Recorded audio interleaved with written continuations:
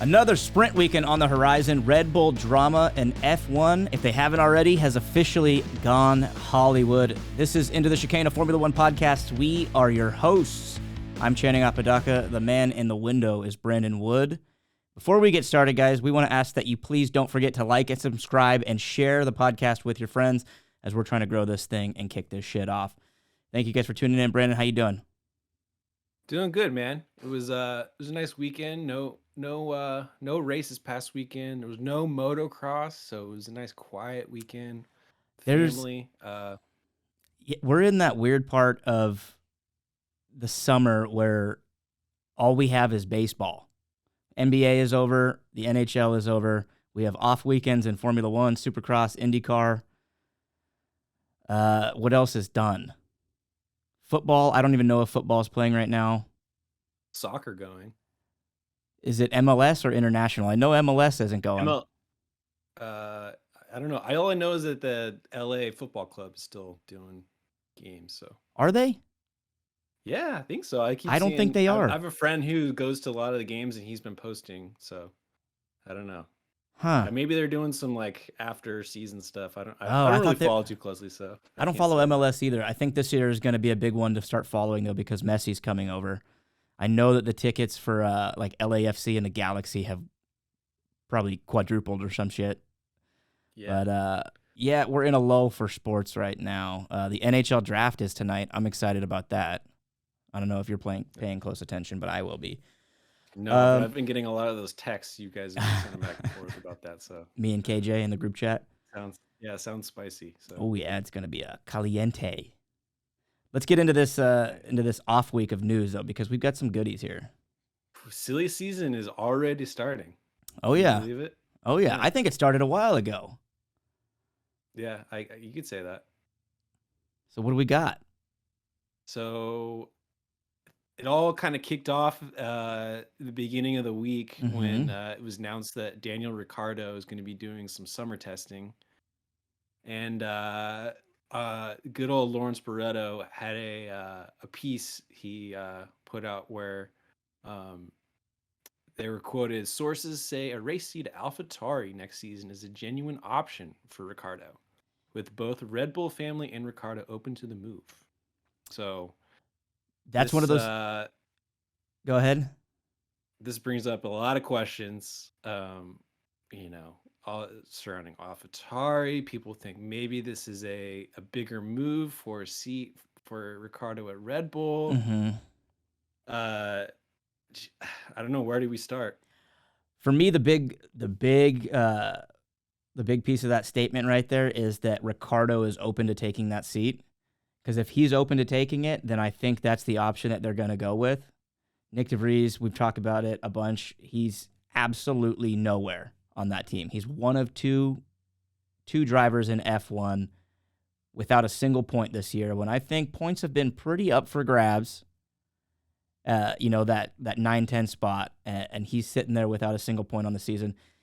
He's barely had any good looks, and Helmut Marko this week was also doing an interview where he was discussing about how him and Christian Horner had butted heads on whether or not to bring Nyck DeVries into the Red Bull family. And I think in that interview, he kind of sounded like he was admitting eating crow and that it hasn't been working out. And they've shown Daniel Ricciardo nothing but love since he rejoined the Red Bull team. So I think that's the move that's going to happen. Yeah, no, Marko literally said that he now thinks that Christian Horner was right. Yeah. When he didn't think that Nyck was a good fit. And that's, that sucks so bad for Nyck DeVries. That's throwing him so hard under the fucking bus. The season's not even halfway over, and we've harped on him. A lot of the media has harped on him, but there's still a lot of racing left to do. And to be doing the ultimate Red Bull move and just chucking your driver out of the seat right away, going for Old Faithful, somebody who hasn't been in F1 for a year, somebody who hasn't performed to the top of the field in a few years, despite, Monza a couple years ago, a little bit of a fluke win there, but still. Tough look for old Nyck DeVries. Yeah, man, I don't like it at all. Like I kind of like a personal affinity for Nyck. Like I dig his vibe. He's got he's his own manager, he's his own agent, he negotiates all his own deals, and he's done a lot for a guy that's hasn't historically had like a ton of financial backing, and like is kind of like really like made a name for himself and put in a lot of hard work to get to where he's done, and where he's gotten to, and he's done a lot of like cool things in car racing, has been very successful. So you hate to see him like, you know, not even get half of a season and Yeah. already being called into question. And Yeah. at Red Bull's one of those teams where we've talked about it before, where they may not even give him the full season, they'll just yank him right out of there Yeah. and put somebody else in. I mean, they've said it before. Technically, Daniel Ricciardo is a contracted driver, right? He's not in a reserve driver position. He's in a third driver position. So it's probably in some clause in his contract that he can slot into any one of those 4 seats, because Alpha Tauri drivers are Red Bull drivers. Those are deck chairs that can be shuffled at any time. And I don't think they're going to do it this season, but I also wouldn't be shocked, especially with something that I saw this morning. I was on Facebook and I got an ad. I always get F1 ads, and it's usually like an autographed mini helmet or a Sergio Perez hoodie. But the first thing that I saw was a Red Bull Daniel Ricciardo number 3 t-shirt that was number 1 on the F1 advertisements. That means Red Bull's pushing that, and then in turn F1 is pushing that. That's just, I mean, that might be a little conspiracy talk, or it's writing on the walls. But yeah, they still have a bunch of those die-cast models from a few years ago sitting in a warehouse. They're just trying to offload them. This is a design I've never seen before, though, so I think it's a new print, and it's not like it was part of that like F1 clearance sale, because you have to go deep into the archives of the website to find that type of shit. You know what I mean? Those old like Sebastian Vettel at Ferrari shirts and all that. This was front page. So yeah, I don't know. It sucks. I don't agree with the move if and when it happens, because like you said, I like Nyck DeVries too. He's a cool dude. I wish he could get a better shake, but it's just not looking good for him. Yeah. And as F1 turns the tide on a lot of things, every team is going to want to have as much potential in the car as they can. There's more media focus on F1 right now than there's ever been internationally. Yeah. And so more news we got just this morning was Marko also saying that in 2024, Alpha Tauri name will be no more. I saw that. They're going to rename the team, and they're going to have new sponsors. So there can be total rebranding for the team. He said also, the course is clear. Follow Red Bull Racing as far as the regulations allow. Designing your own is not the way. So they're going to kind of try to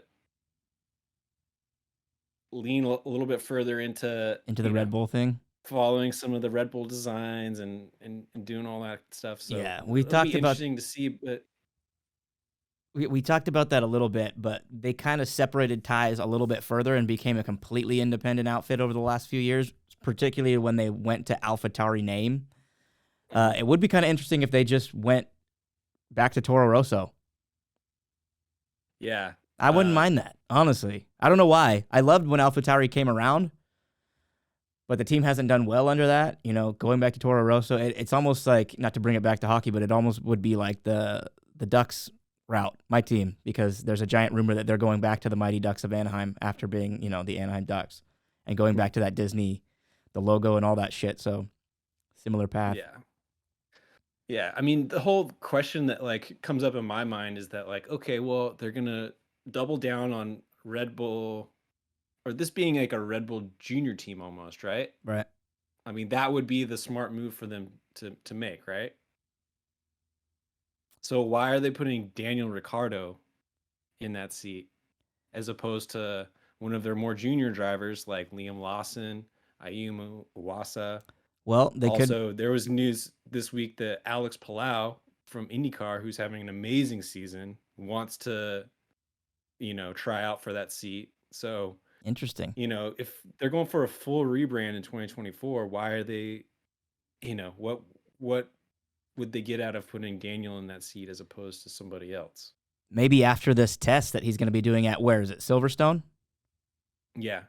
Maybe after this test at Silverstone, they are going to remove Nyck DeVries from that seat, put Daniel Ricciardo in there, get him up to speed, and then next year Daniel Ricciardo moves back into the Red Bull seat and Checo's gone. Yeah, and then where does Checho go? Fuck, man, I don't know. I don't know where Checho goes from there. There's not going to be a whole lot of room for him. Yeah, so there was an interview also this week with Tsunoda where he said that he was open to going to other teams Leaving the Red Bull family? 2026. Well, potentially. And so there's a question that got brought up. Okay, with Honda's Aston Martin partnership, does that mean 2026 Yuki's a good candidate for one of the seats at Aston Martin? The one seat at Aston Martin? See, I don't know about that. That depends on how competitive Aston Martin wants to continue to be. And then who else is available? I have a sneaky suspicion that once Fernando Alonso leaves that seat, that they're going to go after Charles Leclerc. I could see that. One of Charles Leclerc, I think Lando Norris is going to be way up in the air. We've talked about him at Red Bull. We've talked about him at, the incoming Audi team. Who knows? So that's, yeah. I don't know. Interesting. It's open to anything. Yeah, the Liam Lawson and Iwasa, those are interesting. I don't know. Liam Lawson did okay in F2. He's doing really good in Super Formula right now. He even beat Alex Albon in DTM. Alex Albon's a member of the Red Bull family, or was at least. Iwasa's doing great in F2 right now. But you got to think that if Alex Palou wants to get in, he might be the best candidate to take that seat, just based on experience of open wheel racing alone. You also can't count out Colton Herta. Red Bull had their eye on him just last year. He would be my pick. That's who I want, only because he's a local boy. He's from less than an hour up the road from us. So yeah, but I don't know. Dude, Colton hasn't been having a great year this year. I think he's in 7th or 8th right now. It feels like he almost missed his window. Yeah, a little bit. He might have. Unless McLaren's got him, and I know McLaren has a development thing going on with them, so there could be a future for him there. But it just also seems like, geez, we haven't really heard a lot about him since then. So that was honestly the last time he was really in the forefront of at least F1 news. Man, I don't know. This is an interesting one, and it's kind of like we've been looming over this whole bit of news for this whole season. If this happens, I wonder where Checho goes. Could Checho go to Alpha Tauri, or not to Alpha Tauri? Could he go to Aston Martin, you think? I mean, I don't know. I don't really know. It feel like Fernando's shoes are a lot to fill. Mm-hmm. Say he were to retire, he's a championship holder. He's currently in top shape. He's got personality and media flair. So it's if they're going to replace somebody like Alonso, it's got to be somebody big of that caliber. And so it's is Checho really there? I don't know. I don't think so. He's a really great driver in his own right, but I don't think he brings quite the same. I don't know if he's appeal as somebody else like a Leclerc. But I love him. I don't know if he's number one driver on a top team though. He was a great number one driver, I think, for Force India when he was there. But I don't know if that's or Racing Point, whatever it was. But I don't know if he's top driver at the second best team in the world. I'm excited now to see how this silly season wraps up. Yeah, be interesting. Well, enough about Alpha Tauri. We got some pretty interesting news about Alpine this week as well. Yeah. So Ryan Reynolds, the actor, and Rob McElhenney, amongst others, part of an investment group that just bought 24% of Alpine Racing Team. Do you know if this is the exact same investment group that bought into Wrexham FC, or is it a different group of people just including Ryan Reynolds and Rob McElhenney? That I don't know specifically. I think there's a few different entities that were involved in this Mm, because they raised over I $200 million saw that. for this purchase. So, That's a good um, chunk. which brings the valuation of Alpine Racing at almost $1 billion. So that's kind of Damn. crazy to think about. But yeah, I mean, what did you think about this when you saw it? I mean, obviously it brings a lot of attention to them. It was It's cool to have, it was a you know, funny those kind of yeah, it's great attention. It was a funny headline to see, to open up Twitter and see the breaking news, the F1, template breaking news thing, and see Ryan Reynolds' face in there. I almost thought at first that it was a joke until I read. Then, immediately, as soon as you see that, you go, oh, that makes sense completely. Ryan Reynolds is buying up everything he can. I think it's a great look for Alpine. They're going to get a lot of great media attention across the world. If they plan to go the Wrexham FC route and do, some sort of a Hulu behind the scenes thing, great. Dope.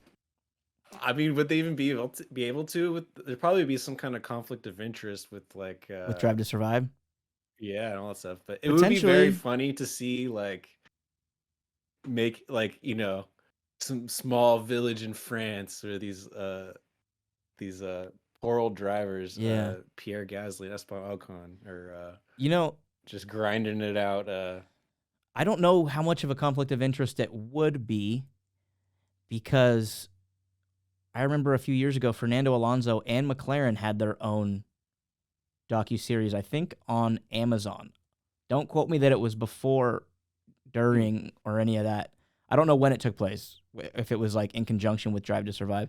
But if Ryan Reynolds can put together a deal with Netflix, I'm sure Drive to Survive would be okay with that, or Netflix would be okay with that if it was like an Alpine centric type of a thing. Yeah, Who knows? Because I don't. Ryan Reynolds does invest in a lot of different things, and he's a good business guy. He's a good investor. But I don't know if he's investing in something like this just for the business end of it, or if he wants the media aspect of it as well. If they want to go the Wrexham route, or if it's just specifically business, because it is a hot time to get in on any F1 team. So if Alpine was the one that yeah, opened their door to you, then great, take it.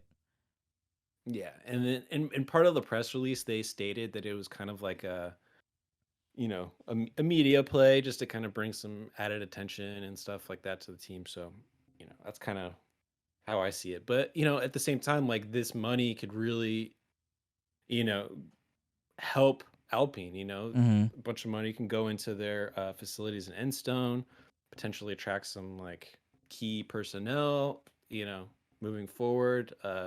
They really are hoping that this is going to help them get back to fighting further up in the field. Yeah, dope. I'm all for it. Get more eyes on it.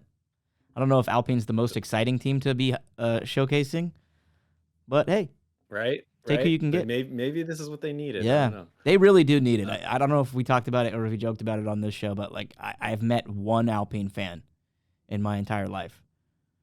who was it? Some dude on the patio of the Comedy Store. He was wearing a knockoff Alpine jacket, and I was like, Alpine, huh? I was like, are you their one fan? And he was like, I think I might be. But He just thought it was the car speaker company. yeah, I mean, how often do you see Alpine fans? It's rare, whether like at a race or not. The only time you're gonna really Yeah. see it is at Paul Ricard. Cool. So should we look forward to the Austrian GP Yes, happening this sir. weekend? Back at the Red Bull Ring. Yes, sir. This is one of my favorite tracks. I love the Red Bull Uh, Ring. It's just beautiful the way it looks, overlooking the hills and dude, all that.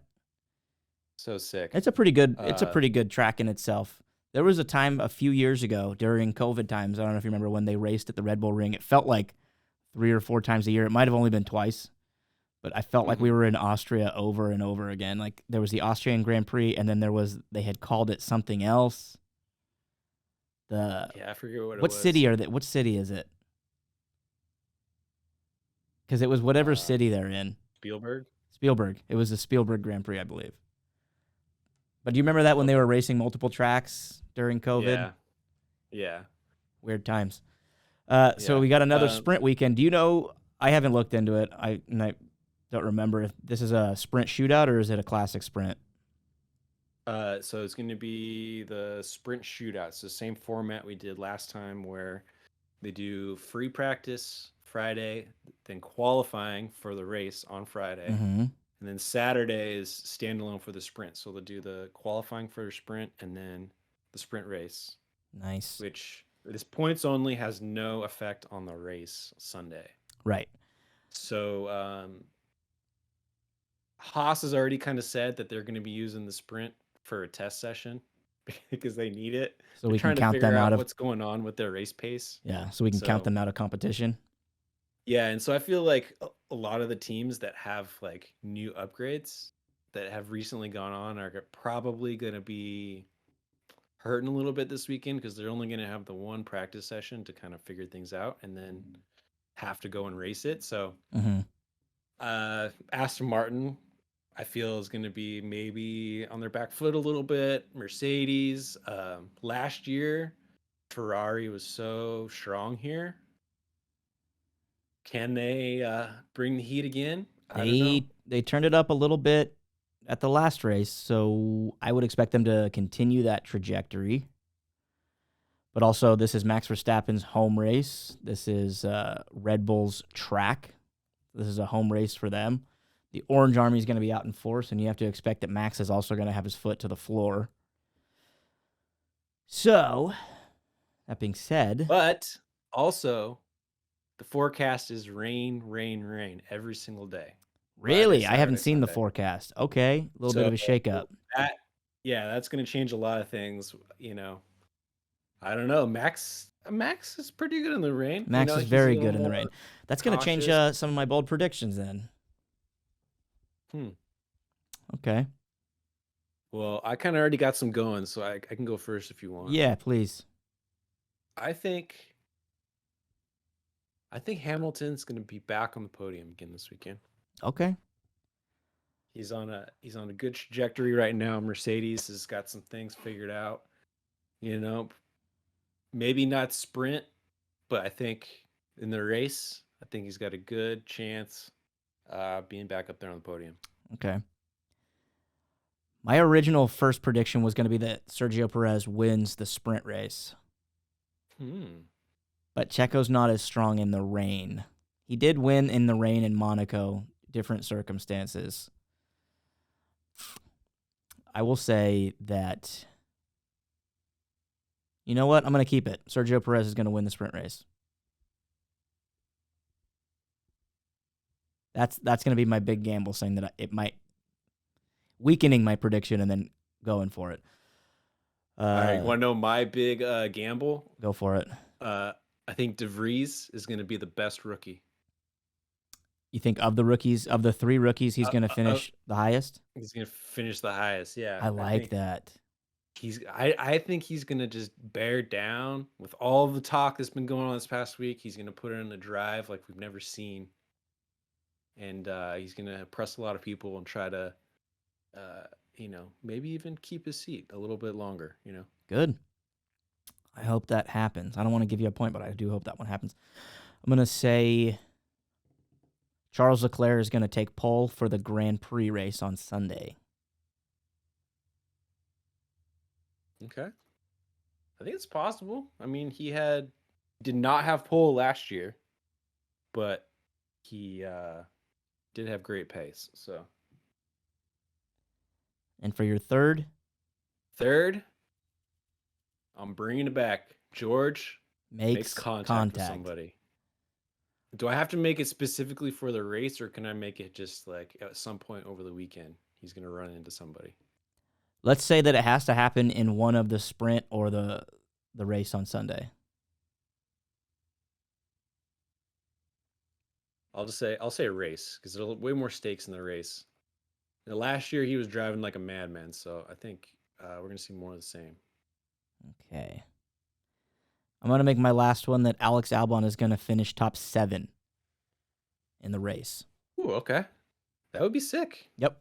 I mean, he kind of had to like pull some magic out of his hat. He's going to have to again, but I think the race is going to cause a little bit of chaos, and if Alex can continue to qualify in the wet like he did, use his smarts.